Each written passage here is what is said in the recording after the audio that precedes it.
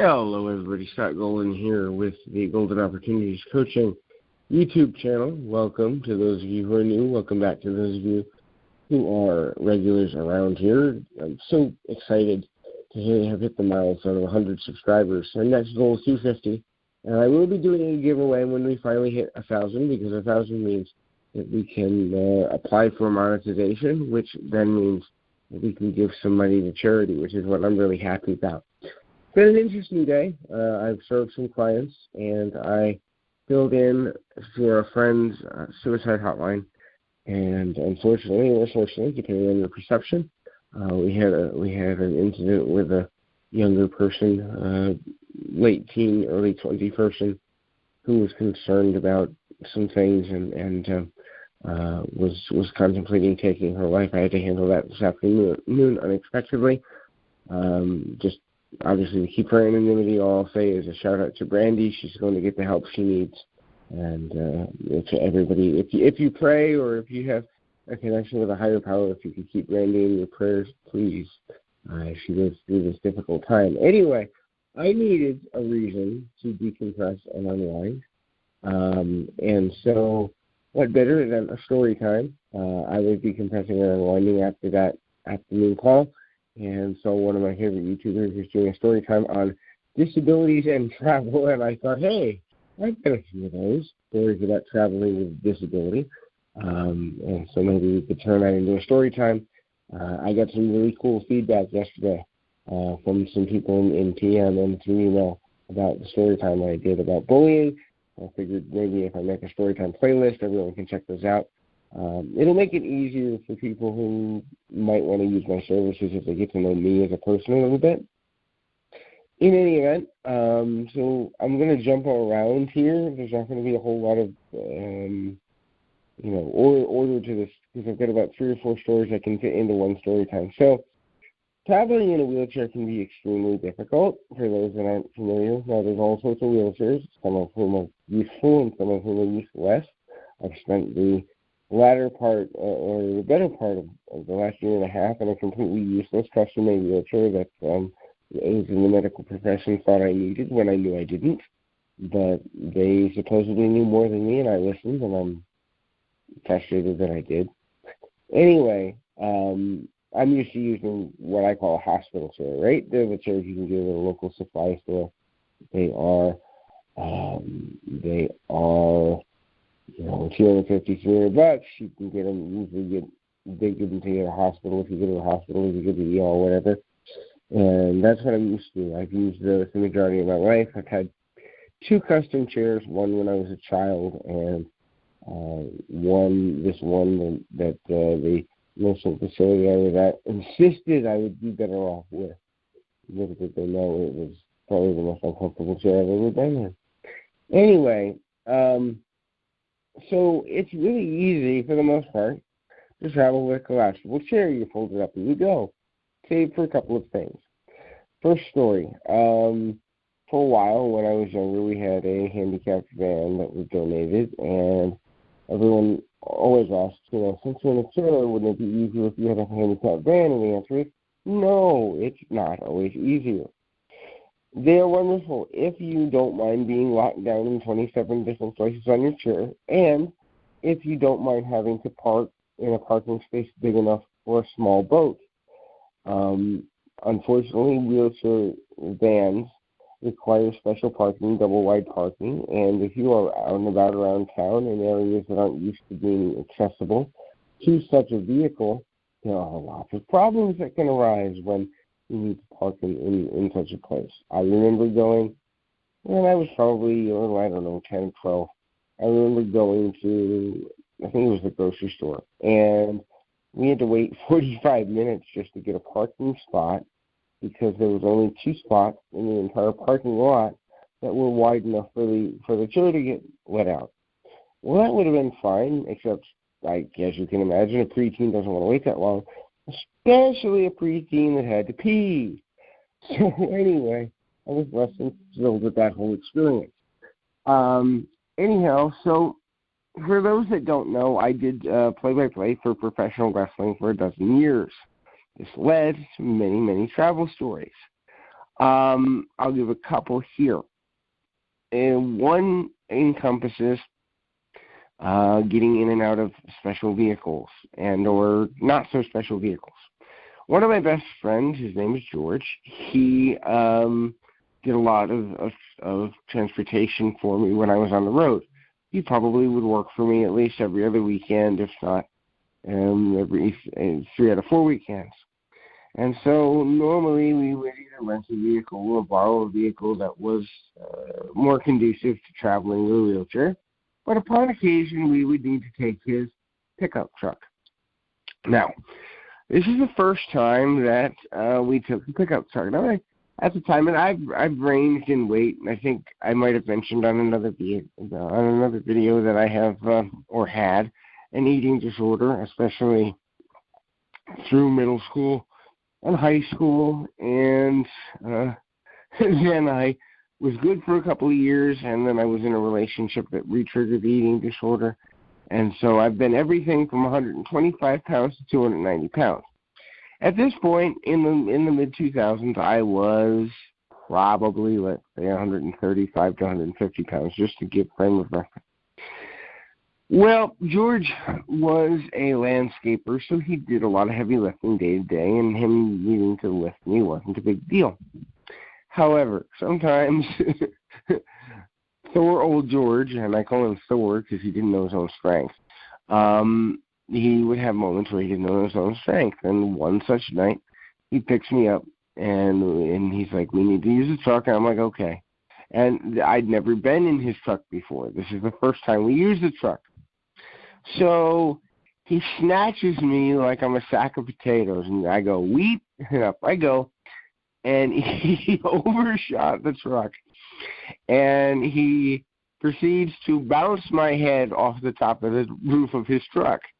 Now, I've been through some weird things in my life, but never has my head been used as a ping pong ball. And so I'm like, part of me goes, ouch. Part of me goes to start laughing. Well, laughing was the wrong thing to do because George starts laughing, and I just about fell on the ground. So anyway, we were a little more ginger in getting me into the truck from there forward. Fast forward about 3 months, and I have another live event I've got to go to, and my buddy Ricky, who was a wonderful kid. I miss Ricky dearly. I haven't talked to Ricky in probably a decade or better. But, and I say wonderful kid because he was about 16, 17 at the time that he was doing some driving for me. And, you know, teenagers, they'll do anything for a little extra money. And so he came down from about an hour away to come retrieve me, and he'd never put me in his car before. So for those that don't know, I can put some weight on my legs, but I need to be holding on to something, a car door, maybe a walker. I can't put any weight on my legs unless I'm holding on to something. So I go to get into his car, and his car's low enough that I can do a self-transfer. However, he insists that that's awkward to watch, and he says, I've got it. And I said, no, you don't. You don't know how to do this. You haven't been trained.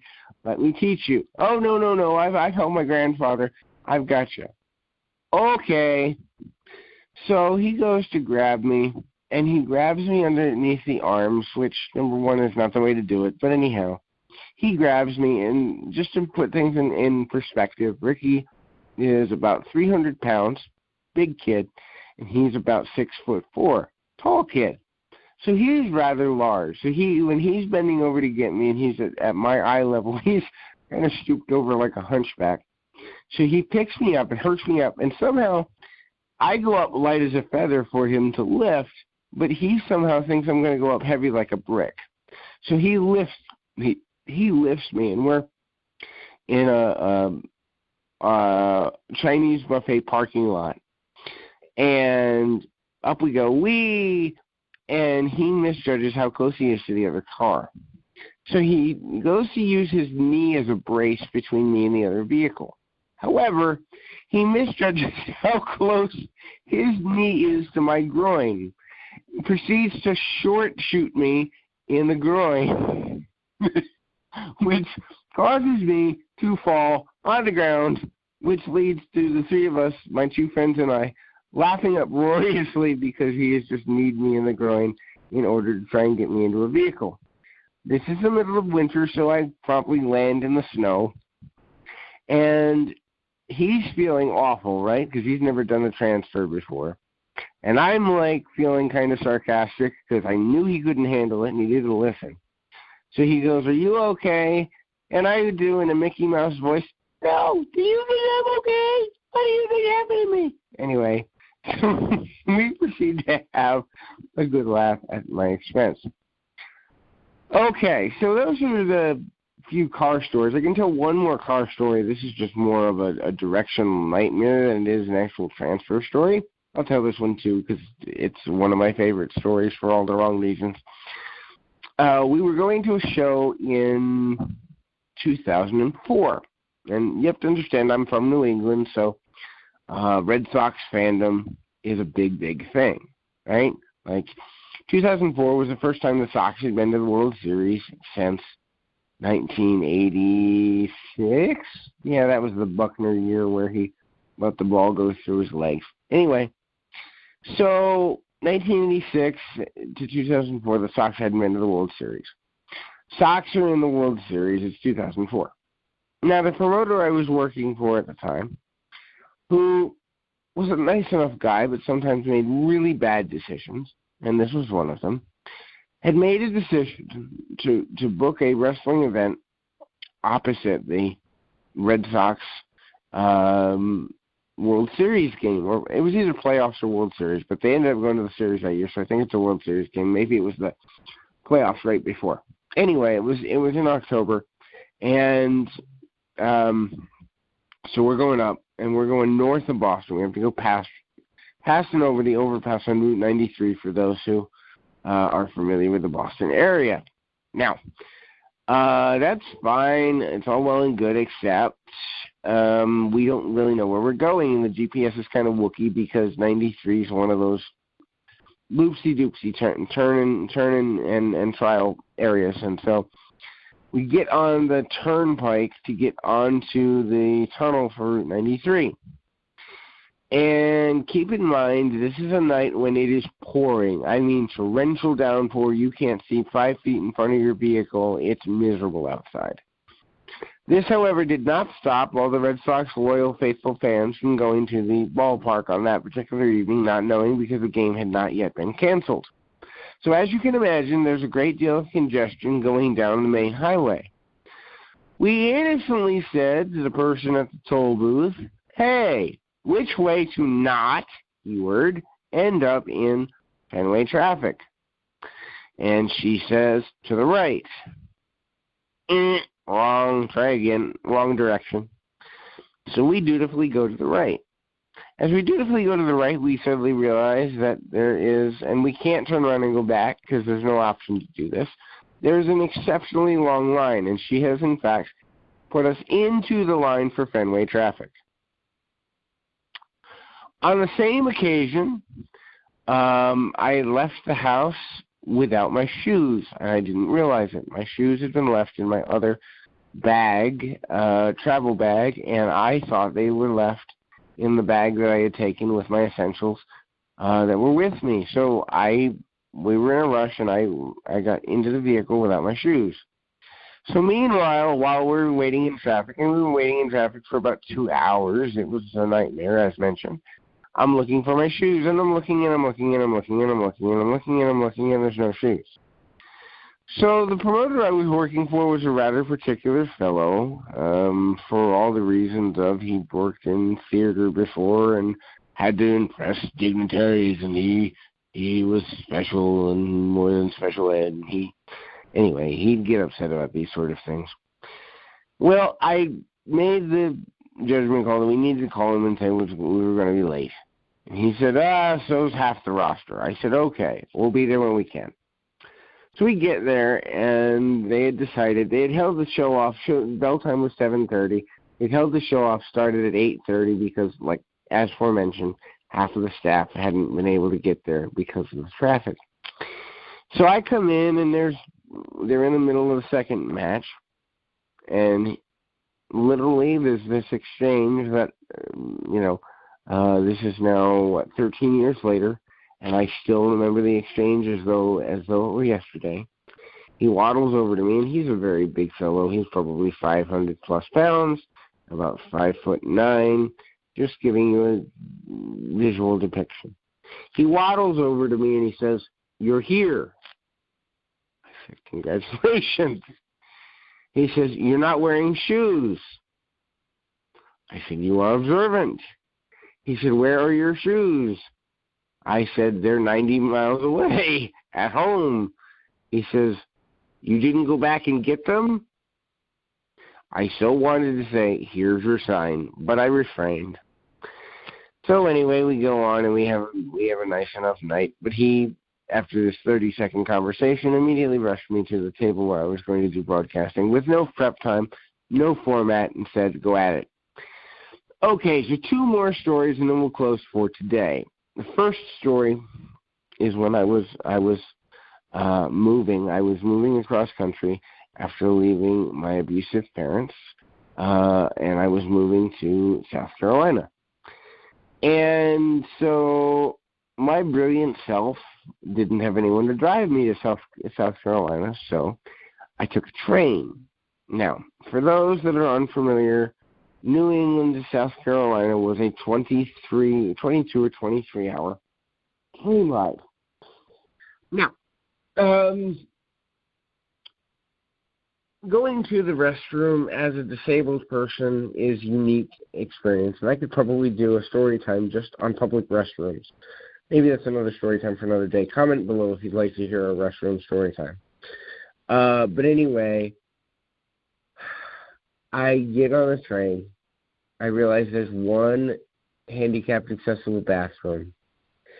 I also realize how they're calling it handicapped accessible, I don't know, because it probably would have been accessible for a little person, but not for an average-sized wheelchair-bound person. So I scope it out and realize it's about the size of a Japanese hotel room. For those that haven't been to Japan, Japanese hotel rooms you can reach across the room and touch both walls, right? Like arm stretch of your arms is about as big as the room is. So that would be a hint as to what we're dealing with a bathroom. So anyway, I'm contemplating, and finally I get to the place where it's like, okay, I cannot avoid this any longer. I've been on this train way too dang long. I've got to use the restroom. So they pulled over to stop to refuel, and I thought this is the perfect opportunity because, I'm sorry, balance, being disabled is not what I'd like it to be. And so I wait till they stop. And then I proceed to get locked in the train bathroom. By locked, I mean the door shuts behind me and the lock on the door is broken.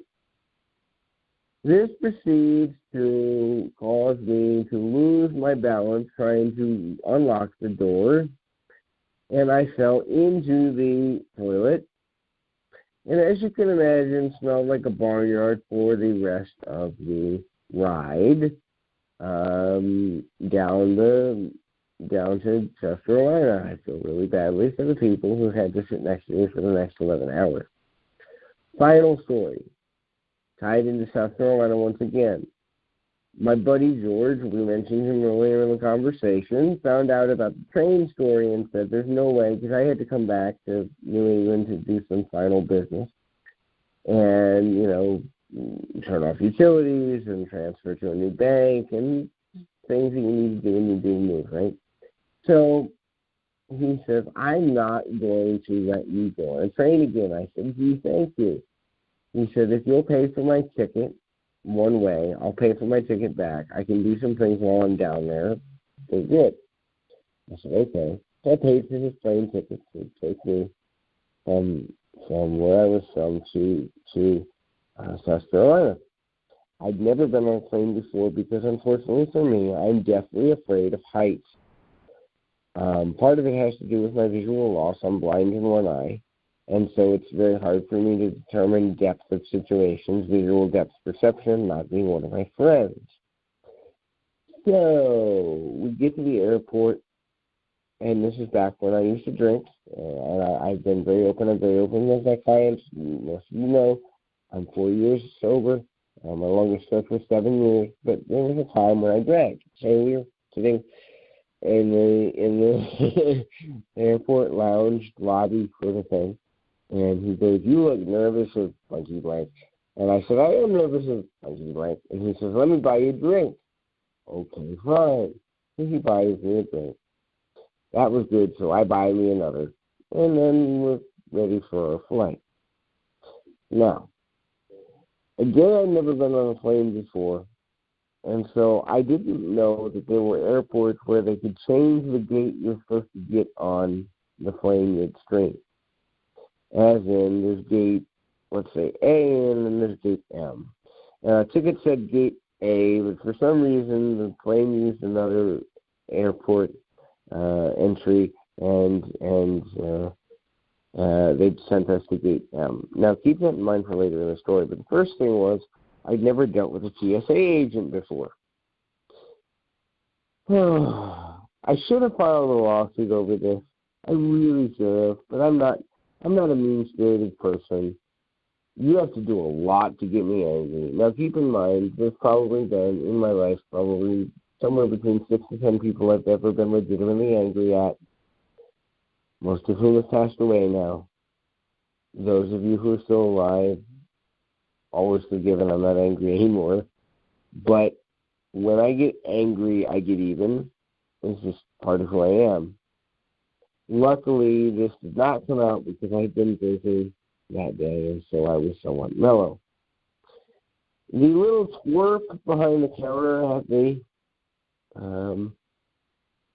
airport cleverly says to my buddy, "Hey, can he push himself through?" Now, that's a big thing, and I'm going to do, you know what, I'm probably going to do an audio one day on things not to say to a disabled person. I've seen others of them around YouTube, and I find them hilarious. I got to remind myself to do one because I've got a few that I've heard that I don't think have ever been discussed, and I think it'd be entertaining for folks, educational at the very least.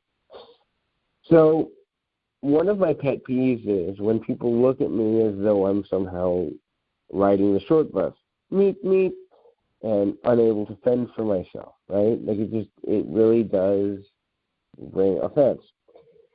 So this brilliant brain trust says, hey, he's going to have to push himself through the line. So my sarcastic 20-something-year-old tail says, he says, thank you. And the guy turns 12 shades of purple. But oh no, he's not done making ignorant statements for the day.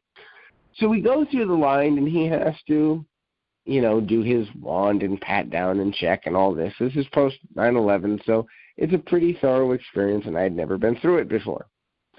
Now, one of the few things I still can't do to this day is put on a pair of socks and shoes. My body doesn't bend that way. So if I need help, or if I'm leaving the house, I got to have somebody somewhere on the planet put on a pair of socks and shoes for me. It takes all of about 2 minutes and doesn't hurt me, but I need help with it. Which means if I'm in public and I need someone to take off my shoes, they need to come and help me for 30 seconds. Hi. So this brilliant brain trust says, hey, you need to take off your shoes and put them on the counter to make sure there's no bombs in them. I said, okay, I'll comply with this. I'm not sure why I would put bombs in my shoes, but okie dokie, I need my buddy to help me. And he says, no. And I said, yes. And he says, no. And I said, well, I'm not getting my shoes off because I can't reach them. He says, you have to. I said, I can't. And we went back and forth this way for about 2.5 minutes, much to the delight of the potential passengers behind us. Finally, he says, I don't know why you have to be so difficult, pal, but fine, have your buddy help you. So my buddy wanders over, having witnessed the whole thing, and he promptly takes off my shoes, revealing there is no terroristic threat to be had, and we go on our way. But I'm not done with Bucky the Bonehead yet. Bucky the Bonehead is currently invested in putting me through the wand to make sure I have nothing on my person that could cause any bodily harm to passengers. Now, I've heard the stories of TSA agents getting handsy with people, and I have one. And I probably, had I gone to court over it, probably could have gotten a nice little settlement, and I swear on my grandmother's grave this happened. So he's going over, and he's wanding over my shirt, and he's wanding over my wheelchair, at which there's a bag on the back of it with some essential things, things for me to be able to use the restroom, a notebook, just basic stuff. So he wands over, and then he wands over the front of me. Now, I don't know what possesses him to say this, but he pipes up and says, "Do you mind if I pat you down?" I said, "No." He says, "Are you sure?" I said, "Yes." And then he says the most bizarre thing in the world. He says, "Have you always been male?" Now, my sarcasm meter goes through the roof, and I am biting my bottom lip as hard as I possibly can to ensure that I am not going to say something that I will regret later. So I bite my bottom lip and I say, "Yes, sir." So he's doing his pat down, and here's where I laughed it off because I think he was trying to be funny and he was just ignorant. The other option is he's an idiot. The third option is he was discriminatory. I'm going to choose to believe that he was trying to be funny and a joke didn't land. So he pats me down and he gets around my groin and says, and I quote, "Gee, you're hung like a hamster." And my buddy just busts out laughing. He about falls on the floor. I am in shock. I don't know what I've just heard or why I've just heard it. And I just say nothing, and what comes out of my mouth is, "Thank you, I think," and I head on my merry way. Now, for the next several years, whenever my buddy needed to crack me up, we would be in the weirdest of places. We'd be out to eat, or we'd be headed through the mall, or we'd be doing whatever, and he'd just turn to me and go, "Gee, you're hung like a hamster." And so that was the joke of that. Now, the chaos of all this is not yet over, because two things. Remember I mentioned Gate A and Gate M.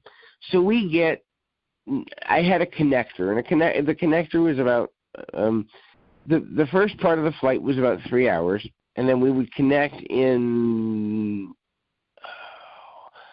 I believe we connected in Charlotte, North Carolina, to go to South Carolina. I think that's how the connector worked. The connector flight was only like 30 or 45 minutes. So flight number one, the first leg of the flight goes by without any problems except for one. They put us like 23 rows back. Now, I don't mind this, except I'd never been on a plane before, and the walls were narrower-minded than a left or right-wing person trying to have a discussion with someone of their opposite political party affiliation. It was just really, really, really, really, really narrow. So they go and get the, I guess I'd say plane chair, the accessibility chair, and they say, "Can he transfer?" Again, treating me like I'm Helen Keller on top of being in a wheelchair. No offense to Helen Keller, but that's how I felt sometimes. And my buddy says, "No, I can transfer him, but he can't transfer into that chair on his own." The orderlies or attendants or whatever you want to call them on the flight sigh and say, "We can't have you do that." I looked at them and pleasantly said, "Well, then the plane's not taking off because I can't get from here to there without some assistance." To which the attendant looks and says, "Okay, I will look the other way," and it never happened. I said, "Great. Why couldn't we do this before?" So my buddy transfers me out of the chair, out of my wheelchair and into this chair, and they push me down the aisleway, and even in this thing, like I'm by this point, I'm probably 180 pounds, right? So it's a little snug fit. And we get like 20 some odd rows back, and they say, here's your seat. And so my buddy transfers me from the plane chair into the plane seat, and he says, hey, you're afraid of heights. You've never flown before. How about I sit closest to the window? I said, fabulous, because otherwise I'm going to think I'm going to fall out of it. So he sits by the window, and I take the seat closest to the aisle. No problem. The only problem we had with the flight was about an hour delay due to weather. No big deal. We get up in the air, everything's fine. The hour delay, however, causes us to be late for our connector flight. We get there, and they put me on one of these roaming airport luggage cart thingamajiggers, and they strap me down with like 3 straps, but it's not very sturdy. So all you see is this person like 10 mile an hour through the airport with a disabled person who's about to fall off of a luggage rack, right? and for some reason my belt had let go, so like my pants are falling down, and I'm falling out of my shirt, and I'm looking all disheveled as we're rushing. And they were nice enough to hold the plane for us. Now, this was a small plane, probably held maybe 30 to 50 people maximum. The previous plane I'd been on, it held several hundred. So we get on the plane, and the guy takes our tickets, and he says, hey, you're at the back of the plane, but there's no one else that's going to use these seats. There's only like 12 people, 14, 15 people on the flight. So the plane's like 1/3 full. He says, hey, how about we switch seats and have you sit in the front row? That way it's easier to get you off the plane when we land. I pipe up and say, we can do this? He says, yeah, any airline can make accessibility, renovations and observations for a disabled person should they see fit. He said, I wish they told me this when my connector flight was there. Anyway, so they put me in the first seat behind the pilot's area, and I had an uneventful flight and got to South Carolina safely. So that's the end of my travel story time. Please comment below if you have friends or family members or loved ones that are in any sort of adaptive equipment and they have had a difficult time traveling. I'm going to try and do story times a couple times a week. I'm having fun with these. It'll also help me to prepare for when I start to do my sit-down comedy tour. I'm going to do a sit-down comedy tour because no matter how hard I try, I think about doing stand-up comedy and I just can't stand it. But anyway, it'll give me an opportunity to practice my storytelling and share with all of you. In any event, please keep your feet on the ground, your mind in the moment. Until next time, everybody.